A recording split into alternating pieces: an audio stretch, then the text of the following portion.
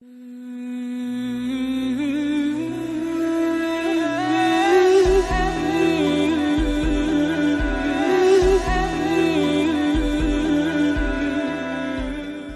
الحمد للہ نحمده ونصلی علی رسولہ الکریم اما بعد ان اللہ وملائکتہ یصلون علی النبی یا ایھا الذین آمنوا صلوا علیہ وسلموا تسلیما اللہم صلی علی محمد وعلی آل محمد اللہم بارک علی محمد وعلی آل محمد ربی یسر ولا تعسر وتمم بالخیر۔ السلام علیکم ورحمۃ اللہ وبرکاتہ۔ Welcome to Anas Islamic classes. پچھلی کلاس میں کافی ساری کلاسز سے ہم جنگ احد کے بارے میں ڈسکس کر رہے ہیں ڈیٹیل میں، اور زیادہ تر جو واقعات تھے، جو جنگ کے خاص واقعات تھے، وہ الحمدللہ ہم پچھلی 3 کلاسز میں ڈسکس کر چکے ہیں،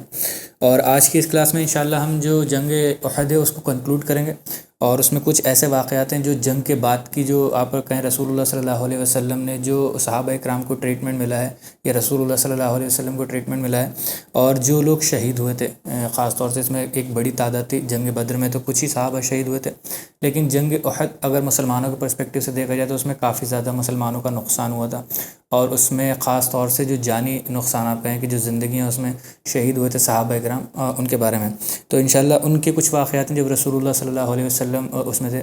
دیکھ رہے تھے، ساری باڈیز کو انالائز کر رہے تھے، تو وہ ایک ہمارے پوائنٹ آف ویو سے بہت امپورٹنٹ ہے اس کا پتہ ہونا۔ ہمیں یہ پتہ چلتا ہے کہ صحابہ اکرام نے کیا کیا قربانیاں دی ہیں۔ اس دین جو آج ہمیں بہت آسانی سے مل گیا ہے، گھر بیٹھے ہوئے، جس کو کہتے ہیں ہم پیدائش ہماری مثلاً گھر میں ہوئی ہے تو ہمیں وہ آسانی سے مل گیا، ہمیں اس کی امپورٹنس نہیں پتہ ہے، اور نہ ہی آپ کہیں کہ ہمارے جو آباء و اجداد ہیں ان کی بھی کچھ نہ کچھ کمیاں غلطیاں رہی ہیں کہ انہوں نے اس طریقے سے ہمیں رسول اللہ صلی اللہ علیہ وسلم کی سیرت کو پورٹری نہیں کیا، بتایا نہیں، رسول اللہ صلی اللہ علیہ وسلم کو اور صحابہ اکرام کو ایز اے ہیرو پریزنٹ نہیں کیا ہمارے سامنے۔ تو ہم یہ دیکھتے ہیں کہ جو ایک نوجوان نسل ہے، جو یوتھ ہے اس وقت، وہ صحابہ اکرام کے واقعات کو نہیں جانتی ہے، اور کتنے آپ کہیں کہ کیا کیا ان کی قربانیاں ہیں، وہ خاص طور سے اس جنگ احد میں بھی ہمیں پتہ چلتا ہے، اور بھی جتنی جنگیں ہوئی ہیں یا سیرت میں اب تک کافی بار وہ مقامات آئے ہیں جن کو ہم ڈیٹیل سے ڈسکس کر چکے ہیں، جہاں پر ہمیں صحابہ اکرام رضی اللہ تعالیٰ عنہم اجمعین اور رسول اللہ صلی اللہ علیہ وسلم کا سیکریفائس پتہ چلتا ہے، ان کی اسٹرگل پتہ چلتی ہے، اور کن کن کیفیات سے نکل کر کے انہوں نے جو اسلام کا پیغام ہے وہ دنیا تک پہنچایا ہے، پھیلایا ہے، کن مشکلات میں رہ کر کے۔ تو انشاءاللہ آج کی کلاس میں ہم جو بچے ہوئے واقعات ہیں کچھ جنگ احد کے، انشاءاللہ اس کو ڈسکس کر لیں گے اور کنکلوڈ کریں گے آج ہم جنگ احد کو۔ اب دیکھیے، اس میں نے آپ کو بتایا تھا کہ اس میں جو سب سے بڑی شہادت ہوئی ہے جنگ احد میں، وہ حضرت حمزہ رضی اللہ تعالیٰ عنہ کی ہوئی ہے، اور سید الشہداء رسول اللہ صلی اللہ علیہ وسلم نے کہا ہے، متفق علیہ حدیث ہے یہ، اس میں رسول اللہ صلی اللہ علیہ وسلم نے کہا کہ سید الشہداء یا حمزہ ابن مطلب ہیں، یا وہ شخص بھی سید الشہداء ہے جو اپنے وقت میں جابر حکمران کے سامنے آواز حق کو بلند کرے، یعنی کہ کوئی لیڈر، کرپٹڈ لیڈر ہے، بہت ہی زیادہ جابر حکمران ہے، اور اس کے سامنے اپنی جو حق بات ہے اس کو کہنے سے ڈرے نہیں، اس کی چاپلوسی نہیں کرے، یا آپ کہیں کہ اس کی ہاں میں ہاں نہیں ملائے، شوگر کوٹنگ نہیں کرے اس کے سامنے، جو غلط بات ہے جو وہ کر رہا ہے غلط بات، اس کی بات کو ڈنکے کی چوٹ پر بیان کرنا اس کے سامنے۔ تو اس کو یہ حدیث بہت متفق علیہ ہے۔ تو اس میں جب رسول اللہ صلی اللہ علیہ وسلم، جب مشرکین آرمی جو تھی چلی گئی تھی، اس کے بعد رسول اللہ صلی اللہ علیہ وسلم سروے کر رہے تھے، دیکھ رہے تھے کس کس کو کیا نقصان ہوا ہے اور کس کو زخم لگے ہیں، کیا ہوا ہے، اور سب کا معائنہ رسول اللہ صلی اللہ علیہ وسلم کر رہے تھے، اور ساری باڈیز کو رسول اللہ صلی اللہ علیہ وسلم نے دفن کرنے کا، جو شہید ہو گئے تھے صحابہ اکرام جنگ احد میں، ان کو دفن کرنے کا حکم رسول اللہ صلی اللہ علیہ وسلم دے رہے تھے۔ اور رسول اللہ صلی اللہ علیہ وسلم دیکھتے ہیں، جب یہ انالائز کر رہے ہوتے ہیں باڈیز جو تھیں، جو صحابہ جو شہداء تھے احد کے، ان کو دیکھ رہے ہوتے ہیں، تو رسول اللہ صلی اللہ علیہ وسلم کو ایک دور سے ایک عورت بھاگتی ہوئی، جو جنازے جہاں پر رکھے ہوئے تھے وہاں پر بھاگتی ہوئی جاتی ہوئی دکھتی ہیں۔ تو رسول اللہ صلی اللہ علیہ وسلم کہتے ہیں، ان کے ساتھ جو صحابہ موجود ہوتے ہیں ان سے کہتے ہیں کہ اس عورت کو، یہ جو لیڈی جا رہی ہیں، جو وومن ہیں، ان کو روکو، اور یہ ٹراماٹائز ہو سکتی ہیں دیکھ کر کے، کیونکہ موصلہ بہت ہی آپ کہیں کہ ایکسٹریم لیول کا موصلہ کیا گیا تھا، انگلیوں کے پورے ہوئے کاٹ لیے، اور آنکھ کا یہ جو کان ہے، کانوں کے جو آپ کہیں کاٹ لیا، ان کو ناک کاٹ لی، اور بہت زیادہ ڈسفگر کر دیا تھا باڈی کو، وہ ہم سب پچھلی کلاسز میں ڈسکس کر چکے ہیں۔ تو رسول اللہ صلی اللہ علیہ وسلم نے کہا کہ کہیں ایسا نہ ہو کہ یہ دیکھ نہیں پائیں، ٹراماٹائز ہو جائیں اور اپنے کسی رشتہ دار کو دیکھنے آئے ہوں۔ تو رسول اللہ صلی اللہ علیہ وسلم کے ساتھ اس وقت الزبیر کھڑے ہوئے تھے، اور الزبیر جو ہیں وہ پہچان جاتے ہیں دیکھتے ہی کہ وہ صفیہ ہیں، یعنی کہ ان کی والدہ ہیں، اور وہ صفیہ بنت مطلب جو رسول اللہ صلی اللہ علیہ وسلم کی پھوپھی تھیں، وہ اپنے بھائی کو دیکھنے کے لیے آئی تھی، حضرت حمزہ رضی اللہ تعالیٰ عنہ کو، اور ان کو کیونکہ پتہ چل چکا تھا، مدینہ برابر میں تھا، لوگوں تک وہ خبر پہنچ چکی تھی کہ حضرت حمزہ رضی اللہ تعالیٰ عنہ شہید ہو گئے ہیں اس میں، تو وہ بھاگتے ہوئے آتی ہیں، رسول اللہ صلی اللہ علیہ وسلم ان کو، الزبیر بن العوام کو کہتے ہیں کہ جاؤ جا کر کے روکو، وہ جاتے ہیں، بھاگتے ہوئے روکنے کی کوشش کرتے ہیں، وہ کہتے ہیں کہ اماں رک جائیے، تو وہ رکتی نہیں ہیں اور بہت زیادہ روکنے کی کوشش کرتے ہیں. جب الزبیر تو ان کو دھکا دیتی ہیں، بہت زیادہ زور سے پش کرتی ہیں. اور الزبیر کے بارے میں آتا ہے کہ وہ بڑے آپ کہیں کہ زبردست جنگجو انسان تھے اور خوب طاقتور انسان تھے، لیکن ان کو بھی اتنی زور سے دھکا دیتی ہیں، پش کرتی ہیں کہ وہ پیچھے ہٹ جاتے ہیں. اور پھر وہ آخر میں یہ کہتے ہیں کہ اماں رک جاؤ، رسول اللہ صلی اللہ علیہ وسلم منع کر رہے ہیں، آپ وہاں مت جائیے. تو جیسے ہی رسول اللہ صلی اللہ علیہ وسلم کا نام آتا ہے تو فوراً آپ کہیں کہ اتنا اوبیڈینس تھا صحابہ کرام کی جنریشن میں، صرف آپ کہیں مرد حضرات میں نہیں بلکہ جو عورتیں بھی اس وقت کی جو مسلمہ عورتیں تھیں ان کے اندر بھی اوبیڈینس رسول اللہ صلی اللہ علیہ وسلم کا اتنا زبردست تھا کہ ایک تو بیٹے روک رہے ہیں تو رک نہیں رہی ہیں، اور کہاں مدینہ سے آئی ہیں صرف اپنے بھائی کا جنازہ دیکھنے کے لیے، لیکن جیسے ہی رسول اللہ صلی اللہ علیہ وسلم کا نام سنا کہ رسول اللہ منع کر رہے ہیں وہاں مت جاؤ، تو وہ فوراً رک جاتے ہیں.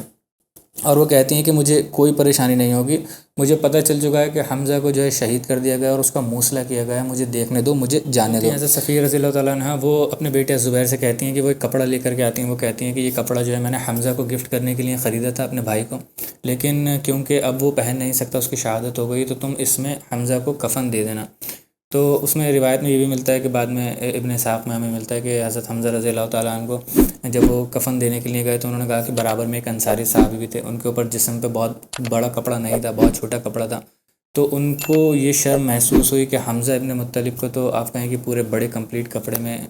کفن کیا جائے، لیکن جو دوسرے والے ہیں صحابی انصاری جو ہیں ان کے پاس کپڑا نہیں تھا پراپر بیریل کے لیے، تو انہوں نے اس کے 2 حصے کیے، اور اس کو 2 حصے کرنے کے بعد ایک حضرت حمزہ رضی اللہ تعالیٰ عنہ کے لیے استعمال کیا، اور ایک جو دوسرے انصاری صحابی تھے جن کے پاس کپڑا نہیں تھا ان کو اس میں کفن کیا انہوں نے. اس چیز کی ایک اور روایت ہمیں ملتی ہے جس میں رسول اللہ صلی اللہ علیہ وسلم کہتے ہیں کہ جب انہوں نے حضرت حمزہ رضی اللہ تعالیٰ عنہ کی باڈی کو دیکھا اور بہت زیادہ میوٹیلیٹ کر دیا گیا تھا، ان کی باڈی کو مسلح کر دیا گیا تھا، رسول اللہ صلی اللہ علیہ وسلم اپنے ایموشنز پر کنٹرول نہیں کر پاتے ہیں اور رسول اللہ صلی اللہ علیہ وسلم رونے لگتے ہیں. اور وہ کہتے ہیں کہ وہاں پر ایک وہ غصے کا بھی اظہار کرتے ہیں. رسول اللہ صلی اللہ علیہ وسلم کہتے ہیں کہ قریش نے جو یہ میوٹیلیشن کیا ہے، یہ جو موصلہ کیا ہے، میں ان کے ہمارے ایک آدمی کے بدلے ان کے 30 آدمیوں کا موصلہ کروں گا جب ہماری جنگ ہوگی، لڑائی ہوگی ان سے آگے آنے والے وقت میں.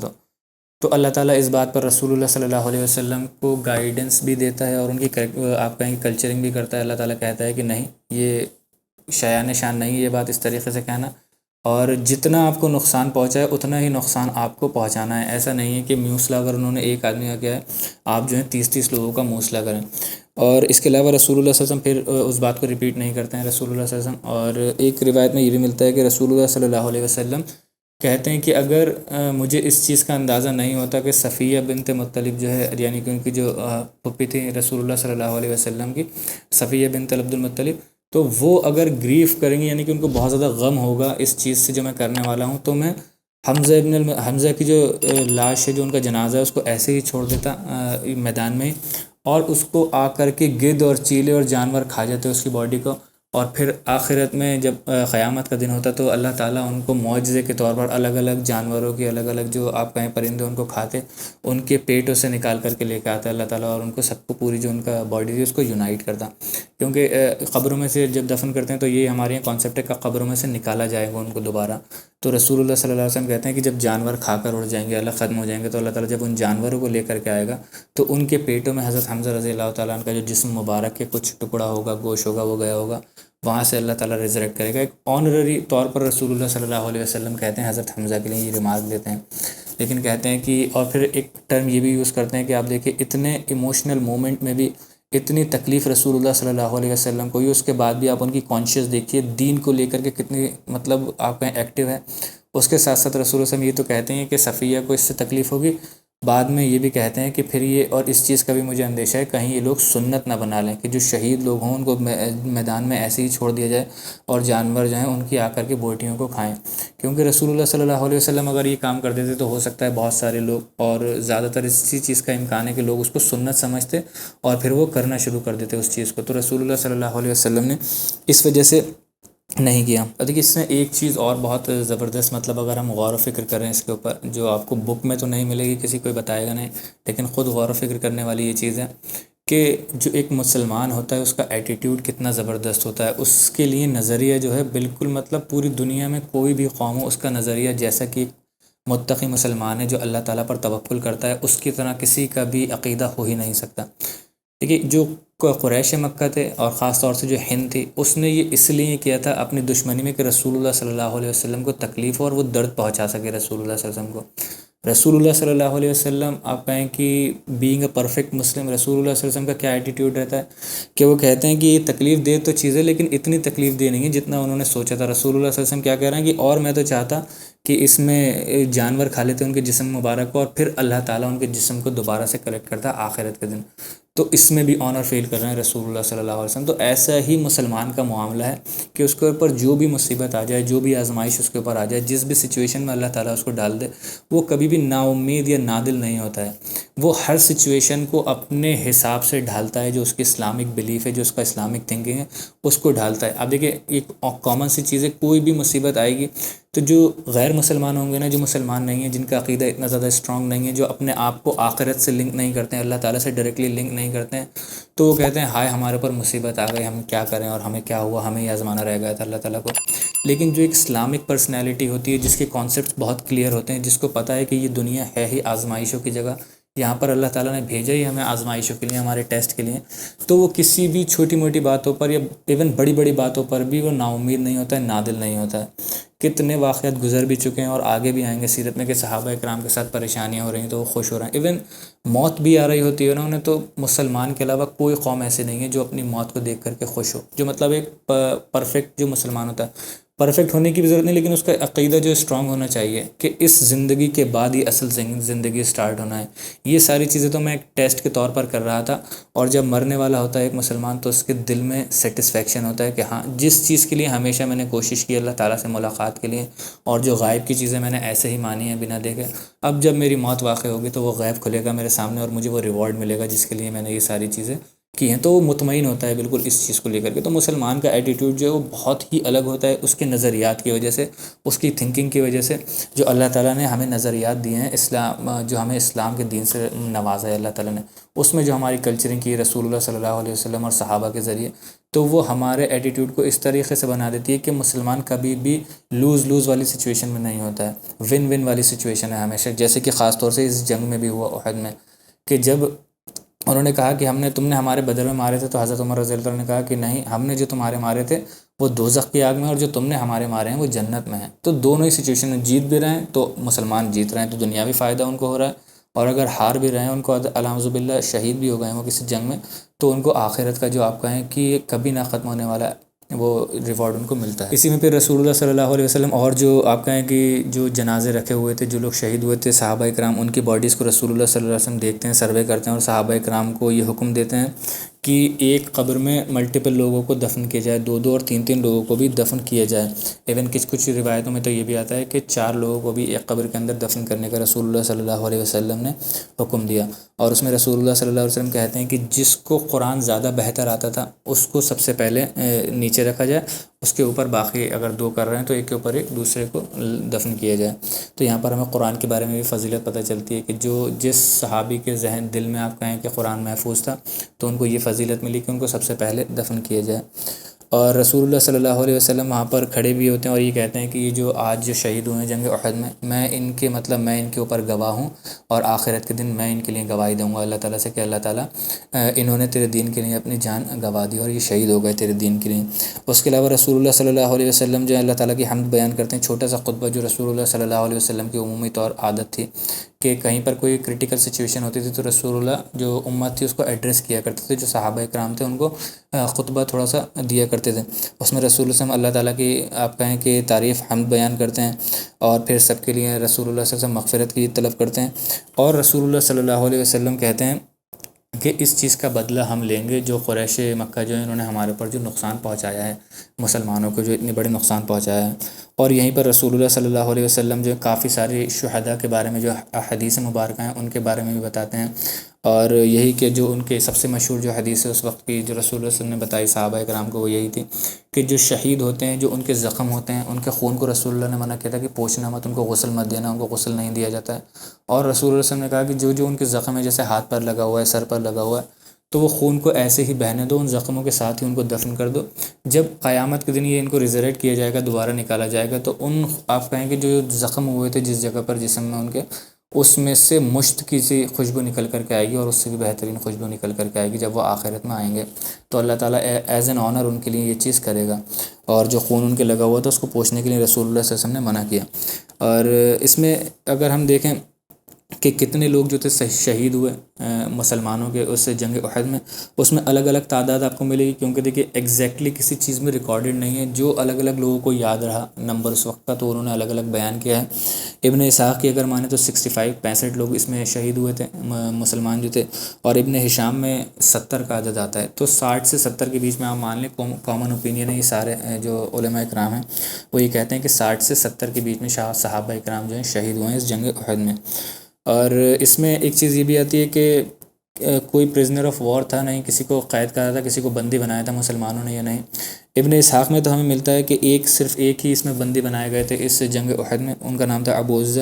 اور وہ بدر میں بھی آئے تھے، بدر میں ان کو پکڑ لیا تھا، اور پکڑنے کے بعد رسول اللہ صلی اللہ علیہ وسلم سے انہوں نے بہت ریکویسٹ کی تھی، تو رسول اللہ نے ان کو چھوڑ دیا تھا اس شرط پر کہ وہ کبھی دوبارہ لڑنے کے لیے نہیں آئیں گے، لیکن قریش ان کو مجبور کر کر کے لے آتے ہیں اور جنگ احد میں وہ پارٹیسپیٹ کرتے ہیں، ان کو پھر سے پکڑ لیا جاتا ہے یہاں پر۔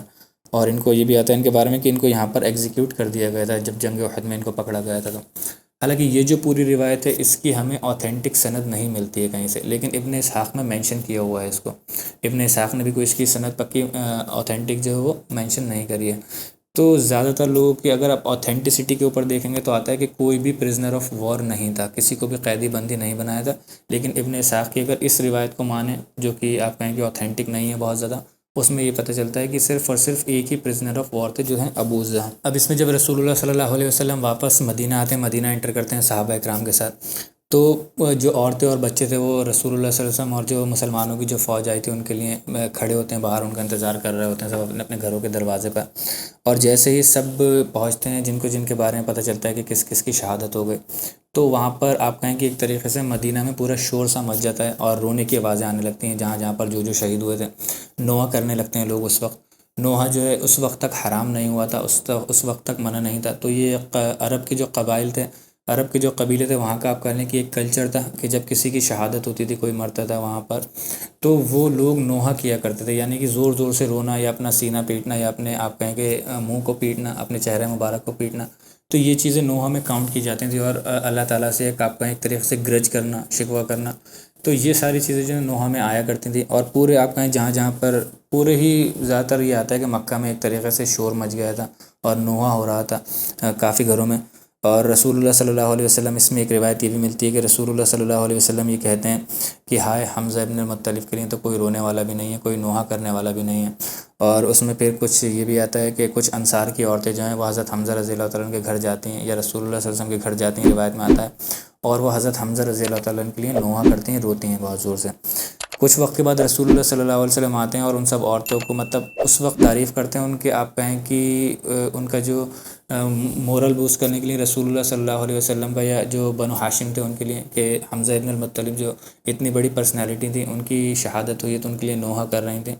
بوسٹ کرنے کے لیے ان کو، تو وہ رسول اللہ صلی اللہ علیہ وسلم آتے ہیں اور ان کو روک دیتے ہیں پھر، اور ان سے کہتے ہیں کہ اب سے کوئی نوحہ نہیں ہوگا۔ باقی پورے مدینہ میں بھی یہ آرڈر رسول اللہ صلی اللہ علیہ وسلم کہہ دیتے ہیں، اللہ تعالیٰ کی طرف سے حکم آ جاتا ہے کہ جو بھی شہید ہو یا کسی کا بھی انتقال بھی ہو، شہادت تو چھوڑیے، کسی کا انتقال بھی ہو جو نارمل بھی ڈیتھ ہو، تو اس میں نوحہ کرنا حرام کر دیا ہے اللہ تعالیٰ نے۔ یہ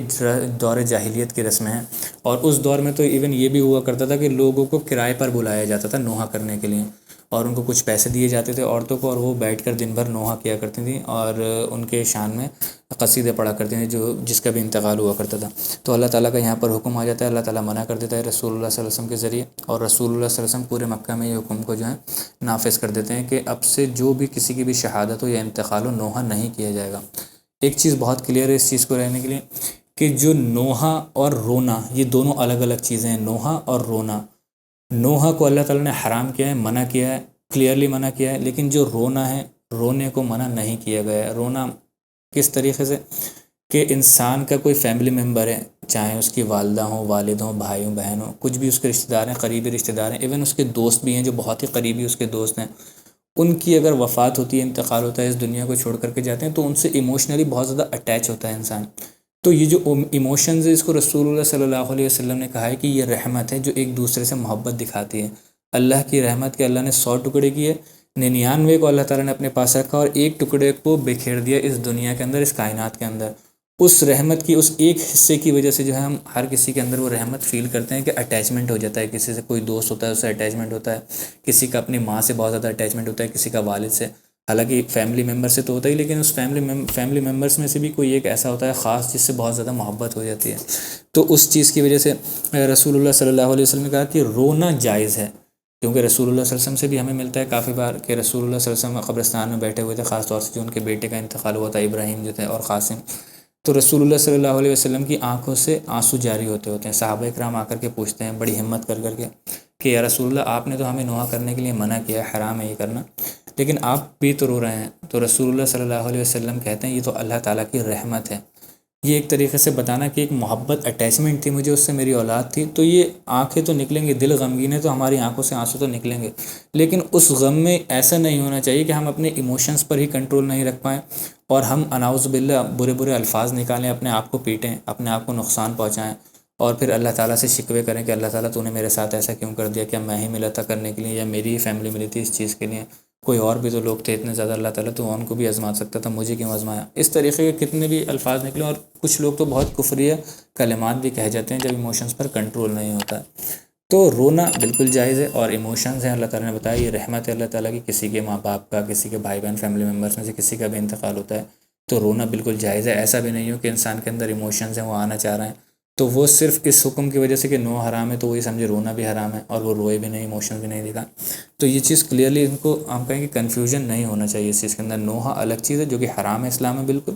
اور جو رونا ہے وہ اللہ تعالیٰ کی رحمت کی طرف سے رو سکتا ہے، انسان کی آنکھوں سے آنسو جاری ہو سکتے ہیں۔ اور اسی سے ہمیں ایک روایت یہ بھی ملتی ہے کہ ایک کچھ ہی وقت کے بعد ایک صحابی تھے، انصاری صحابی، ان کے یہاں ایک بیٹا پیدا ہوتا ہے، تو وہ رسول اللہ صلی اللہ علیہ وسلم کے پاس آتے ہیں اور وہ کہتے ہیں یا رسول اللہ صلی اللہ علیہ وسلم آپ ان کے لیے کوئی نام رکھ دیجئے، کوئی بہترین نام میرے بچے کا۔ تو رسول اللہ صلی اللہ علیہ وسلم کیونکہ تازہ ان کے چچا حضرت حمزہ رضی اللہ تعالیٰ عنہ کی شہادت ہوئی ہوتی ہے اور اٹیچ بہت تھے، رسول اللہ بہت محبت کرتے تھے ان سے، تو وہ ان کے بیٹے کا نام حمزہ رکھتے ہیں، کہتے ہیں کہ حمزہ نام رکھو تم اپنے بیٹے کا، رسول اللہ صلی اللہ علیہ وسلم اپنے چاچا کی محبت میں۔ اور اس کے علاوہ رسول اللہ صلی اللہ علیہ وسلم جب آپ کہیں کہ جو جن کے یہاں جو فیملی ممبرس شہید ہوئے تھے ان کے یہاں رسول اللہ صلی اللہ علیہ وسلم گھر جو فیملی ممبرس ہیں ان سے ملنے کے لیے جاتے ہیں رسول اللہ صلی اللہ علیہ وسلم۔ اور اسی میں ایک جو بہت مشہور واقعات ہے جو ابن اسحاق اور الرحیق المختوم میں بھی آپ کو مل جائے گا، اس میں یہ تھا کہ رسول اللہ صلی اللہ علیہ وسلم اپنی پھوپھی زاد بہن کے گھر جاتے ہیں، حمنہ بنت جہش۔ حمنہ بنت جہش جو ہیں وہ رسول اللہ صلی اللہ علیہ وسلم کی پھوپھی زاد بہن ہیں، اور زینب بنت جہش جو رسول اللہ صلی اللہ علیہ وسلم کی وائف بھی ہیں، ان کی بہن ہیں، یہ سگی بہن ہیں۔ تو ان کے پاس جاتے ہیں رسول اللہ صلی اللہ علیہ وسلم، اور ایک ورڈ بولا جاتا ہے، ایک فریز بولی جاتی ہے عربک میں، احتسبی، یعنی کہ اس کا میننگ یہ ہوتا ہے کہ اللہ تعالیٰ سے جو اس کا ریوارڈ ہے ایکسپیکٹ کریے کہ اللہ تعالیٰ آپ کو اس کی جزا دے گا۔ تو جب احتسبی رسول اللہ صلی اللہ علیہ وسلم ان سے کہتے ہیں حمنہ بنت جہش سے، تو وہ سمجھ جاتی ہیں کہ جنگ سے آئے ہیں، جنگ ہوئی ہے، ابھی ہو سکتا ہے کوئی نہ کوئی فیملی ممبر اس میں شہید ہو گیا، تو وہ پوچھتی ہیں کہ یا رسول اللہ کون؟ تو رسول اللہ صلی اللہ علیہ وسلم بتاتے ہیں کہ اس میں جو حضرت حمزہ رضی اللہ تعالیٰ عنہ ہیں وہ شہید ہو گئے ہیں، تو کیونکہ حضرت حمزہ رضی اللہ تعالیٰ عنہ جو ہوں گے وہ ان کے ماموں ہوں گے، حضرت حمنہ بنت جہش جو ہیں۔ رسول اللہ صلی اللہ علیہ وسلم بتاتے ہیں کہ حضرت حمزہ جو ہیں ان کی شہادت ہو گئی ہے، تو وہ اللہ تعالیٰ سے ان کے لیے دعا کرتے ہیں کہ اللہ تعالیٰ ان کو جنت میں بہترین سے بہترین مقام عطا فرمائے۔ اس کے بعد 1 منٹ پاز ہوتے ہیں رسول اللہ صلی اللہ علیہ وسلم، اور پھر سے کہتے ہیں احتسبی، کہ ایکسپیکٹ یور ریوارڈ فرام اللہ سبحانہ و تعالیٰ، اللہ تعالیٰ سے اس کی جزا آپ طلب کریں۔ تو وہ پوچھتی ہیں کہ یا رسول اللہ صلی اللہ علیہ وسلم اور کون، اور کس کا ہمارے گھر سے یہ شہادت ہوئی ہے؟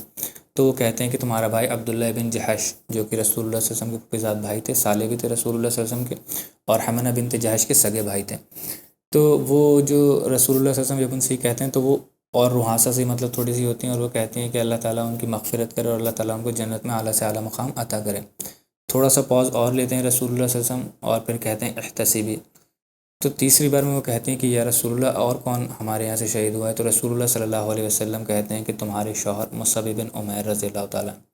تو مصعب بن عمیر رضی اللہ تعالیٰ جو تھے وہ حضرت حمنہ بنت جہش کے ہسبینڈ تھے، رسول اللہ صلی اللہ علیہ وسلم کے کلوز ریلیٹیو آپ کہیں گے۔ مصعب بن عمیر جو ہیں رسول اللہ کے تھے پھوپھی زاد بہن کے ہسبینڈ ہیں رسول اللہ صلی اللہ علیہ وسلم کے، یہ مصعب بن عمیر جو ہیں۔ تو مصعب بن عمیر کے بارے میں جب وہ سنتی ہیں تو ان کو اپنے ایموشنز پر کنٹرول نہیں رہتا ہے اور وہ رونے لگتی ہیں۔ تو اس میں ایک فریز بھی ملتا ہے ہمیں، ابن اسحاق میں بھی ملتا ہے، اور الرحیق المختوم سیلڈ نیکٹر میں بھی ہے، اس میں یہ کہتے ہیں رسول اللہ صلی اللہ علیہ وسلم کہ بے شک جو ایک شوہر کا مقام ہے بیوی کے لیے وہ بالکل الگ ہی لیول کا ہے، الگ درجے کا ہے۔ اس سے کہنا کیا چاہتے تھے رسول اللہ صلی اللہ علیہ وسلم کہ بے شک جو ایک عورت ہوتی ہے اپنے فیملی ممبر سے محبت کرتی ہے، اپنے والد، والدہ، بھائی، بہن، ان سب سے، لیکن جو ایک ہسبینڈ کا مقام ہے نا اس کے لیے محبت کا وہ الگ ہی لیول کا ہے، کہ انہوں نے دونوں کا بارے میں بتایا، دو لوگوں کے، دو فیملی ممبرس کے بارے میں انہوں نے اس پر صبر کر لیا، لیکن ایک شوہر جو کہ ہمیشہ آپ کہیں ساتھ میں رہتے ہیں، اللہ تعالیٰ نے ایک دوسرے کا لباس بتایا اس وجہ سے کہ ایک دوسرے کے ساتھ سیکریٹ شیئر کرتے ہیں، بالکل کوئی پردہ نہیں ہوتا ہے، اپنی آپ کہیں بات ایموشنس کو بھی شیئر کرتے ہیں، اپنی کوئی پریشانی ہوتی ہے اس کو بھی شیئر کرتے ہیں، اور آپس میں جو اولادیں ہیں ان کو بھی شیئر کرتے ہیں، ایک دوسرے سے اولادیں بھی ہوتی ہیں، اللہ تعالیٰ ان کے خاندانی نسل جو ہے اس کو بھی آگے بڑھاتا ہے۔ تو ایک شوہر کا بیوی کے لیے اور بیوی کا شوہر کے لیے ایک الگ ہی مقام ہے، ایک الگ ہی محبت ہے، حالانکہ کوئی بلڈ ریلیشن نہیں ہوتا ہے ڈائریکٹلی، بہت زیادہ تر کیسوں میں تو نہیں ہوتا ہے، اور اس کے بعد بھی آپ جو دیکھیں محبت اس طریقے کی ہوتی ہے جو آپ کہیں کہ اللہ تعالیٰ جن کے درمیان محبت ڈالتا ہے، تو محبت الگ ہی لیول کی، اسی کو رسول اللہ صلی اللہ علیہ وسلم نے کہا ہے کہ بے شک ایک عورت کی نظر میں اس کے شوہر کا مقام الگ ہی ہے۔ دیکھیں ایک واقعہ رہ گیا، جب رسول اللہ صلی اللہ علیہ وسلم صحابہ کرام کے ساتھ واپس آ رہے تھے فوج سے، وہ احد سے، جنگ کے بعد، تو جو میں نے آپ کو بتایا کہ کچھ گھر کے باہر لوگ جو تھے وہ کھڑے ہوئے تھے انتظار میں دیکھنے کے لیے اور اپنے فیملی ممبرس کو ریسیو کرنے کے لیے، اگر ان کو کوئی زخم ہے تو ان کو ٹریٹمنٹ کے لیے، تو اس میں ایک انصاری انانیمس لیڈی کے بارے میں آتا ہے، ان کا نام نہیں آتا ہے کہیں پر بھی کہ وہ کون تھیں، تو ان کے بارے میں آتا ہے کہ وہ جب ان کے جنگ احد میں ان کے شوہر، ان کے بھائی اور ان کے والد، یہ تینوں لوگ جو ہیں شہید ہو جاتے ہیں، ایک ہی فیملی کے، ایک ہی عورت کے شوہر، بھائی اور ہسبینڈ جو تھے، ہسبینڈ، فادر اور ان کے بردر بھائی جو تھے، ان کی شہادت ہو جاتی ہے اس میں۔ اور اس میں اب وہ کیا کرتے ہیں، رسول اللہ صلی اللہ علیہ وسلم کے بارے میں پوچھتی ہیں سب سے پہلے کہ وہ رسول اللہ صلی اللہ علیہ وسلم جو ہیں وہ کیسے ہیں، تو ان سے صحابہ کرام بتاتے ہیں کہ رسول اللہ صلی اللہ علیہ وسلم ٹھیک ہیں، لیکن تمہارے جو والد ہیں ان کی شہادت ہو گئی ہے اس میں، تو وہ کہتی ہیں کہ اس کی کوئی پرواہ نہیں، وہ کہتے ہیں کہ رسول اللہ صلی اللہ علیہ وسلم تو ٹھیک ہے نا، وہ کہتے ہیں کہ ہاں رسول اللہ ٹھیک ہے۔ پھر کچھ لوگ وہ آگے بڑھ جاتے ہیں، کچھ اور لوگ آتے ہیں تو وہ بتاتے ہیں، وہ پوچھتے ہیں رسول اللہ کے بارے میں، تو وہ بتاتے ہیں کہ تمہارے والد، تمہارے بھائی اور تمہارے جو شوہر تھے ان کا بھی اس میں شہادت ہو گئی ہے، تو وہ کہتی ہیں کہ مجھے رسول اللہ صلی اللہ علیہ وسلم کے بارے میں بتاؤ، رسول اللہ تو ٹھیک ہیں، تو وہ کہتے ہیں کہ ہاں رسول اللہ صلی اللہ علیہ وسلم ٹھیک ہیں بالکل، اور آ رہے ہیں رسول اللہ صلی اللہ علیہ وسلم، تو وہ اس چیز پر مطلب یہ کہتے ہیں کہ رسول اللہ صلی اللہ علیہ وسلم ٹھیک ہیں تو میرے لیے سب کچھ ٹھیک ہے، میں ہر پریشانی کو، ہر آزمائش کو برداشت کر سکتی ہوں، لیکن رسول اللہ صلی اللہ علیہ وسلم کو اگر کچھ ہو جاتا نعوذ باللہ اس جنگ میں، تو پھر میرے بھائی، والد، یہ لوگ زندہ بھی ہوتے تو پھر مطلب اتنی ان کو وہ نہیں ہوتی خوشی جو رسول اللہ صلی اللہ علیہ وسلم کو نعوذ باللہ اگر کچھ جانی نقصان ہو جاتا۔ تو یہ ہمیں رسول اللہ صلی اللہ علیہ وسلم کی وہی جو حدیث ہے، میں کافی بار ایکسپلین کر چکا ہوں، اس میں ریلیٹ بھی کر دیتا ہوں جب بھی کچھ ایسا واقعہ ہوتا ہے کہ تم میں سے کوئی شخص پکا مومن ہو ہی نہیں سکتا، ایمان اس کے اندر داخل ہو ہی نہیں سکتا جب تک وہ مجھ سے اپنے ماں باپ، اپنے بھائی بہن، اپنے مال، اپنی جائیداد، اپنے کاروبار سب سے بڑھ کر محبت نہ کرے۔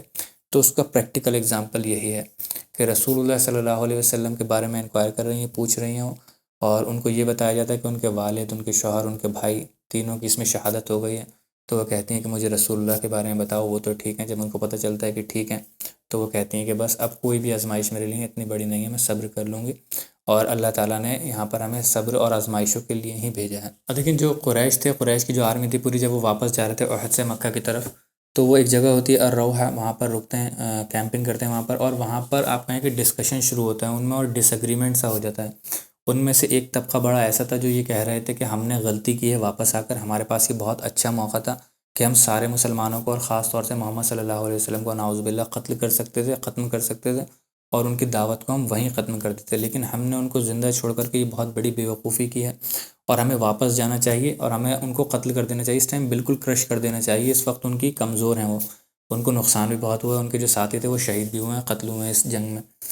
تو لیکن ایک طبقہ ان میں ایسا بھی تھا، ایک گروپ ایسا بھی تھا جو یہ کہہ رہے تھے کہ نہیں، ہم نے ان کو نقصان پہنچانا تھا، پہنچا دیا، ہم نے اپنا میسیج ڈیلیور کر دیا کہ ہم اب چپ نہیں بیٹھیں گے، اگر تم کچھ کرو گے تو ہم بھی جنگ کرنے کے لیے آئیں گے، اور ہمارے پاس بھی اچھے اچھے جنگجو ہیں خالد بن الولید جیسے، تو ہم تمہیں نقصان پہنچائیں گے، ایسا نہیں ہے کہ تمہیں نقصان پہنچ نہیں سکتا اور انوینسیبل ہو تم جیسے۔ تو اس میں یہ جو دو گروپ ہیں، اس میں روایت میں الگ الگ رائے یہ آتی ہے کہ ہم وہ ابو جہل کا جو بیٹا تھا، ابو جہل کا بیٹا تھا اکرمہ بن ابی جہل، وہ کہتا ہے کہ ہمیں واپس جانا چاہیے، ہمیں لڑنا چاہیے، مسلمانوں کو بالکل ختم کر دینا چاہیے، اور صفوان بن امیہ جو امیہ کا بیٹا، وہ یہ کہتا تھا کہ نہیں، ہمیں اب واپس مکہ چلے جانا چاہیے، جو ہم جس کام کے لیے آئے تھے وہ ہم نے کر دیا ہے۔ اب یہ لوگ تو یہاں پر رکتے ہیں، کیمپنگ کرتے ہیں،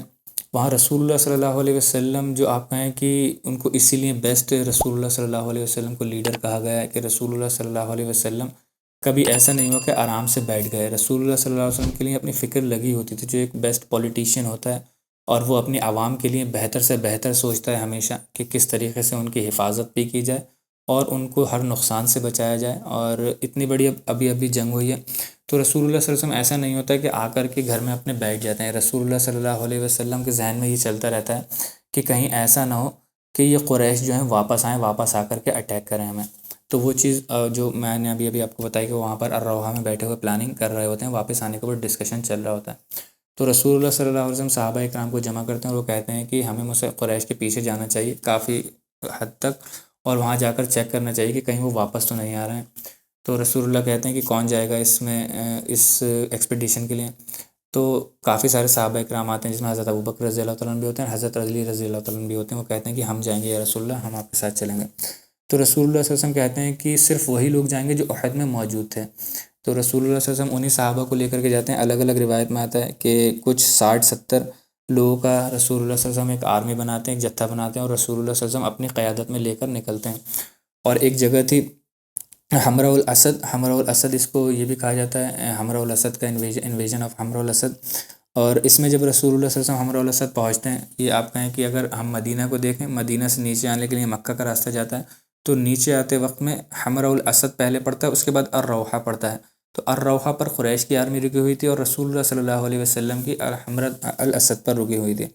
حمراء الاسد پر جب رسول اللہ صلی اللہ علیہ وسلم رکے ہوئے تھے تو وہاں پر ایک شخص آتے ہیں، معبد ابن ابی معبد الخزاعی، خزاع قبیلے سے تھے. وہ رسول اللہ صلی اللہ علیہ وسلم کے پاس آتے ہی اس لیے ہیں کہ کنڈولنسز دینے کے لیے. جو آپ کہیں کہ کسی کو نقصان ہو جاتا ہے تو اس سے ملنے کے لیے کوئی شخص آتا ہے کہ آپ اس سے پریشان مت ہوئیے، ہم لوگ بھی آپ کے ساتھ ہیں اور اللہ تعالیٰ آپ کو اس کے لیے اس سے ابھار دے گا، نکال لے گا اس سچویشن سے. تو وہ صرف اس لیے آتے ہیں رسول اللہ صلی اللہ علیہ وسلم سے ملنے کے لیے. تو رسول اللہ ان کا اب یہ دیکھیں بنو خزاع جو ہے، میں نے آپ کو بہت شروعاتی کلاسز میں بتایا تھا کہ بنو خزاع کا بنو ہاشم سے ایک ٹریٹی تھا، الائنس تھا بہت شروعات کے ہی دور سے. تو وہ اس وجہ سے بھی آتے ہیں رسول اللہ صلی اللہ علیہ وسلم کی خیر لینے کے لیے. رسول اللہ صلی اللہ علیہ وسلم کچھ صحابہ اکرام کو بھیجتے ہیں کہ دیکھ کر کے آؤ کہ قریش کہیں آگے تو نہیں رکیں. وہ آپ کہیں کہ دیکھ کر کے آتے ہیں صحابہ اکرام اور بتاتے ہیں رسول اللہ کو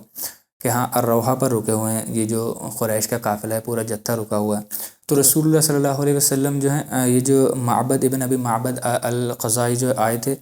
ان کو رسول اللہ صلی اللہ علیہ وسلم ایک ٹاسک دیتے ہیں. کوئی روایتوں میں یہ آتا ہے کہ انہوں نے اس وقت تک اسلام قبول نہیں کیا تھا، کچھ میں آتا ہے کہ اسی وقت اسلام قبول کیا تھا، کچھ میں آتا ہے کہ کچھ وقت کے بعد اسلام قبول کیا تھا.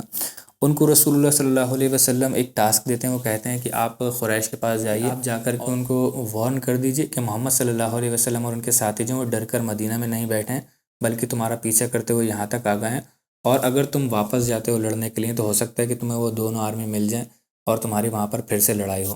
تو ان کو کہتے ہیں کہ آپ جا کر کے ان کو وارن کر دیں. تو وہ جاتے بھی ہیں، ابو سفیان سے ملتے ہیں. یہ حضرت معبد جو تھے وہ جا کر ابو سفیان سے ملتے ہیں. ابو سفیان جو وہ کہتے ہیں کہ ہم جنگ کریں گے، لڑیں گے. لیکن جو معبد تھے وہ کہتے ہیں کہ کوئی بے وقوف ہی ہوگا جو میں آپ کو آ کر کے وارننگ بھی دے رہا ہوں، بتا بھی رہا ہوں کہ مسلمانوں کا ایک جتھا، بہت بڑا جتھا آ گیا ہے آپ کے پیچھے پیچھے. آپ کی اتنی بڑی تعداد بھی اس وقت نہیں ہے، کافی آپ کا سامان جو تھا وہ بھی چلا گیا جنگ میں اور آپ کے ساتھی بھی قتل ہو گئے ہیں جنگ کے اندر. تو آپ بڑے ہی بے وقوف ہوں گے اگر ابھی بھی جا کر کے مسلمانوں سے لڑیں گے، ان کا سامنا کریں گے جنگ کے اندر. تو حالانکہ یہ سب باتیں جب کرتے ہیں تو ابو سفیان جو ہے ان کا موڈ جو ہے وہ بدل جاتا ہے، وہ رائے بدل جاتی ہے. وہ کہتے ہیں کہ ٹھیک ہے ہم واپس جائیں گے اور ہم مکہ ہی جا کر کے رکیں گے، اب یہاں نہیں رکیں گے ہم. اور لیکن جاتے جاتے کیا کرتے ہیں، وہ ایک قافلہ آ رہا تھا وہاں سے مکہ کی طرف سے، مدینہ کی طرف سے ہوتا ہوا نکل رہا تھا، جو کہ آپ کا شام جا رہا ہوگا، کوئی بزنس کیرمین تھا وہ. اس میں وہ کیا کہتے ہیں، ابو القیس تھے. ابو القیس کے سے ہی کہتے ہیں کہ تم جب نکلو گے یہاں سے تو تمہیں ایک راستے میں مسلمانوں کا لشکر ملے گا، محمد صلی اللہ علیہ وسلم کا لشکر ملے گا. ان سے جا کر کے یہ کہنا کہ ابو سفیان جو ہے وہ اپنی آرمی کو تیار کر رہا ہے اور اپنی آرمی لے کر کے آ رہا ہے وہاں پر تمہارے پیچھے، تم سے لڑنے کے لیے، جنگ کرنے کے لیے. اور اس کے بدلے میں وہ کہتا ہے کہ ہم جو ابو سفیان جو تھے انہوں نے کہا کہ ہم تمہیں اگلے سال عکاس کا جو میدان میں بازار لگا کرتا تھا اس میں تمہیں بہت ساری آپ کے ریزنز جو ہیں وہ اس کا ایک بہت بڑا تعداد میں تمہیں ریزنز دیں گے ہم اس کے بدلے میں، اگر تم نے یہ میسیج ڈیلیور کر دیا تو تم اس کو اوپر جا کر کے بیچ سکتے ہو، کاروبار کر سکتے ہو اس سے.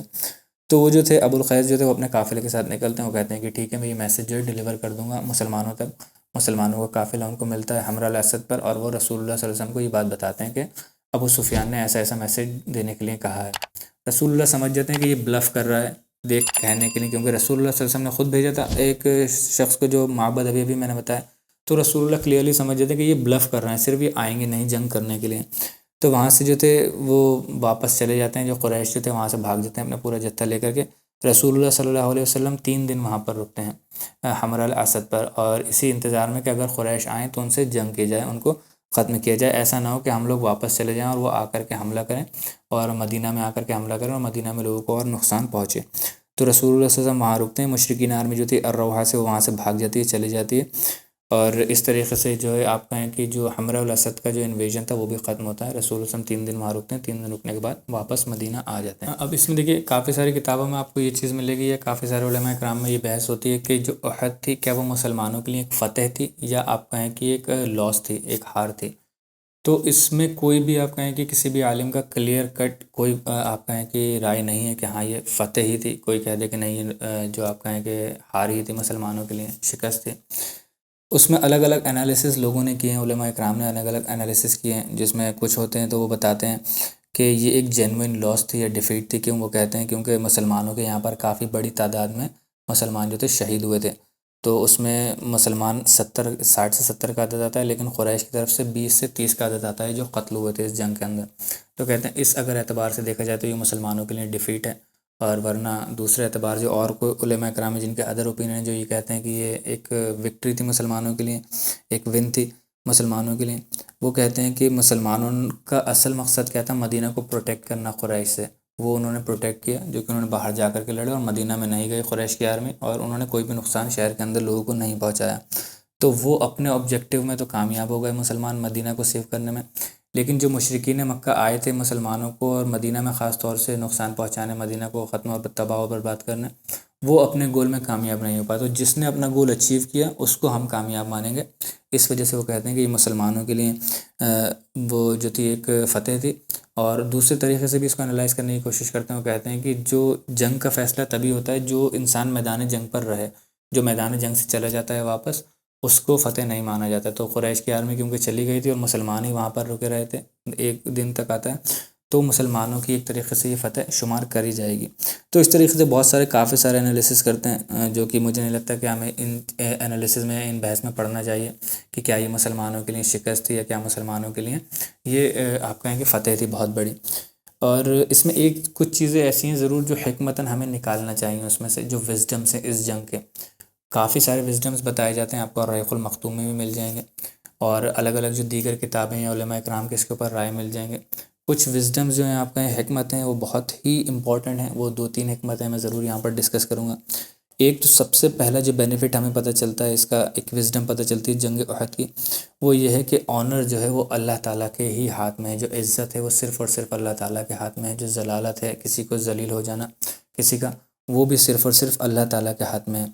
اور اس میں یہی ہے کہ جب آپ رسول اللہ صلی اللہ علیہ وسلم اور اللہ تعالیٰ کی اطاعت کریں گے، ان کی حکم کی اسی طریقے سے، جس طریقے سے اللہ تعالیٰ اور رسول اللہ صلی اللہ علیہ وسلم نے کہا ہے،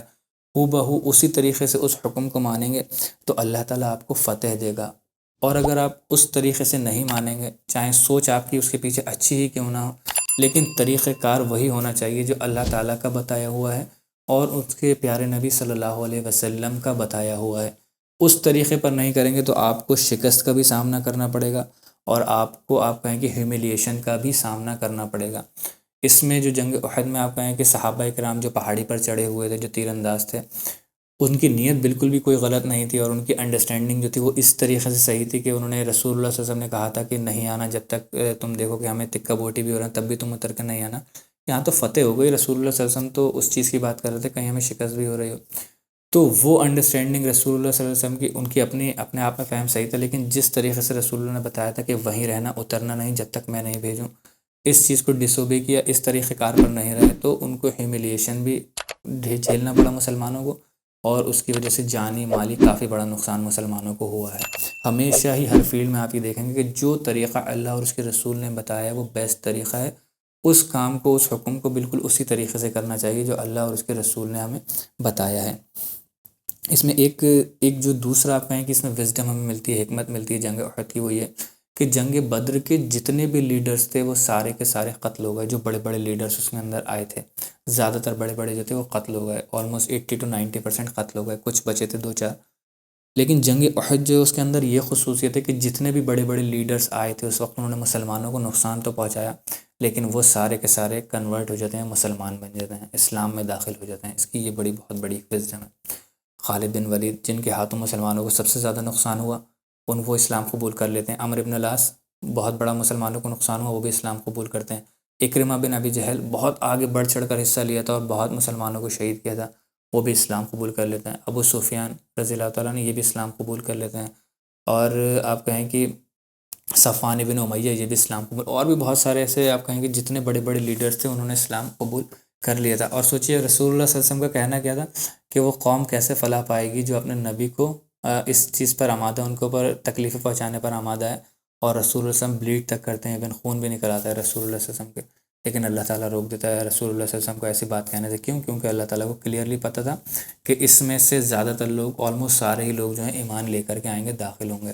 آپ اس چیز میں آپ کا کوئی دخل بالکل بھی نہیں ہے، جس کو اللہ چاہے گا اس کو ہدایت ہوگی۔ اس میں سے جو تیسرا آپ کہیں کہ جو تیسرا وزڈم نکل کر کے آتا ہے، جو بینیفٹ نکل کر کے آتا ہے، وہ یہ کہ جو وکٹری ہے، جو فتح ہے، وہ اگر آپ مسلمان ہیں تو آپ کے لیے گارنٹیڈ نہیں ہے۔ یہ بات نہیں کہ آپ مسلمان ہیں تو آپ کو پکا فتح ملے گی، پھر اس کے بعد آپ کچھ کریں ہی نہیں۔ آپ مسلمان ہیں، آپ کو جیت کے لیے، وکٹری کے لیے، فتح کے لیے اپنی ساری کوششیں بالکل 100% اپنا دینا ہوگا، پھر ساری چیز جو ہے اللہ تعالیٰ کے ہاتھ میں، اللہ تعالیٰ آپ کو فتح دے دے گا۔ ایسا نہیں ہے کہ ہم مسلمان ہیں تو ہمیں فتح ملنا ہی ملنا ہے، اور ہم گھروں میں بیٹھ بھی جائیں گے تو ہمیں فتح ہی فتح ملے گی، ہمیں کوئی ختم نہیں کر سکتا، ہمیں کوئی ہرا نہیں سکتا۔ یہ بہت کلیئرلی شروعات میں ہی اللہ تعالیٰ نے یہاں پر ایک طریقے سے بتا دیا مسلمانوں کے لیے، ذہن سازی ہو گئی ان کو پتہ چل گیا کہ وکٹری کے لیے ہمیشہ اسٹرگل ہی ہمیں کرنا پڑے گا، اور اللہ تعالیٰ نے جو طریقہ ہمیں بتایا اسی طریقے سے ہمیں اور ڈٹ کر اس طریقے پر رہنا پڑے گا، تب جا کر کے اللہ تعالیٰ ہمیں فتح دے گا، وکٹری دے گا۔ اس کے لیے ہمیں اسٹرگل کرنا ہوگا۔ ایسا نہیں ہوگا کہ ہم ایک طرف بیٹھ جائیں اور اللہ تعالیٰ کیونکہ ہمارے ساتھ نبی اکرم صلی اللہ علیہ وسلم ہے یا صحابہ اکرام کی ایک بہت بڑی جماعت ہے، تو ہمیں فتح ملنا ہی ملنا ہے۔ اور اس میں جو آپ کہیں کہ لاسٹ جو ہمیں ایک بینیفٹ ملتا ہے، جو وزڈم ہمیں ملتا ہے، وہ یہ ہے جو کہ بہت ہی خوبصورت ہے اور ہمارے ذہنوں کے لیے بہت ضروری ہے، بہت امپورٹنٹ ہے، کہ آپ کتنے ہی پرفیکٹ انسان کیوں نہ ہوں، آپ بالکل آپ کہیں کہ نیک، بالکل اپنے وقت کے نیک انسان ہوں، اور نمازی بھی ہوں، زکوٰۃ بھی پوری طریقے سے ادا کرتے ہیں، دین کو بھی اسی طریقے سے فالو کرتے ہیں جیسا کہ اس کو فالو کرنے کا حق ہے، اور پورا معاشرہ چاہے اس چیز کی گواہی دے یا نہیں دے، آپ کو جانتا ہے کہ آپ بہت نیک شخص ہیں، آپ اندر اپنے دل میں جانتے ہیں کہ آپ نیک شخص ہیں، تو اس چیز کی گارنٹی نہیں ہے کہ آپ کو اسٹرگل یا آزمائش و ٹرائل سے نہیں گزرنا پڑے۔ اس کائنات کی سب سے بہترین ہستی، سب سے بہترین ہستی وہ رسول اللہ صلی اللہ علیہ وسلم ہیں، اور جو آپ کہیں مسلمان تو ان کی تعریف کرتے ہیں، غیر مسلمان بھی رسول اللہ صلی اللہ علیہ وسلم کے کریکٹر کی، کمپلیٹ کریکٹر کی تعریف کرتے ہیں۔ تو اس میں تو اب کسی کی گواہی کی ضرورت نہیں ہے، اور اللہ تعالیٰ قرآن میں کہہ رہا ہے کہ جو رسول اللہ صلی اللہ علیہ وسلم ہے وہ بیسٹ ہیومن بینگ ہے، بیسٹ پرسنالٹی ہیں، تو ان کو بھی جب ٹرائلس اینڈ ٹریبولیشن سے گزرنا پڑ رہا ہے، آزمائشوں سے گزرنا پڑ رہا ہے، تو ہماری کیا ہستی ہے، ہماری کیا اوقات ہے۔ تو یہ باتیں، یہ چیزیں وہی ہیں کہ اگر ہم غور و فکر کریں گے تو ہمیں سمجھ میں آئے گا کہ ہاں، اللہ تعالیٰ نے جو کہا ہے کہ یہ دنیا بنائی ہی ٹرائلز اینڈ ٹریبولیشنس کے لیے ہیں، آپ کی آزمائش ہی ہوگی یہاں پر، ایسا نہیں ہے کہ یہاں پر بہت مزے سے آپ اپنی زندگی کاٹیں گے۔ ہاں، کچھ لوگ ہوں گے ایسے جن کو اللہ تعالیٰ، جن کی زندگی آسانی سے بھی کٹ جائے گی،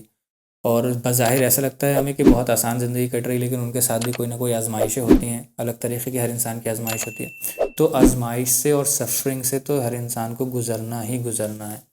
تو یہ جنگ احد میں ہمیں بہت کلیئر میسج مل جاتا ہے کہ رسول اللہ صلی اللہ علیہ وسلم جو بیسٹ پرسنالٹی ہیں، اللہ تعالیٰ ان کو بھی آزما رہا ہے، ان کو بھی سفرنگز ہو رہی ہیں، ان کو بھی پریشانیاں اور تکلیف سے گزرنا پڑ رہا ہے، تو ہمارے اوپر بھی پریشانیاں اور تکلیف آئیں تو ہمیں یہی سوچ کر کے صبر کرنا ہے کہ رسول اللہ پر بھی جب آئیں، جو بیسٹ پرسنالٹی ہیں، جو بیسٹ ہیومن بینگ ہیں، ان کے اوپر بھی آئیں تو ہمارے اوپر بھی آئیں گی، اور یہی اللہ تعالیٰ کی سنت ہے، جو اللہ تعالیٰ نے انسان کو یہاں بھیجا ہے، آزمائشوں کے لیے ہی بھیجا ہے، اور اسی طریقے سے اللہ تعالیٰ اپنے نیک بندوں کو آزمائشوں کے ذریعے ہی آزماتا ہے۔ آج کی کلاس کے لیے اتنا ہے، جو آپ کہیں کہ ہماری جنگ بدر کے جتنے بھی بڑے بڑے امپورٹنٹ واقعات تھے وہ ہم نے ان 3-4 کلاسوں میں کافی ڈیٹیل میں ڈسکس کر لیا۔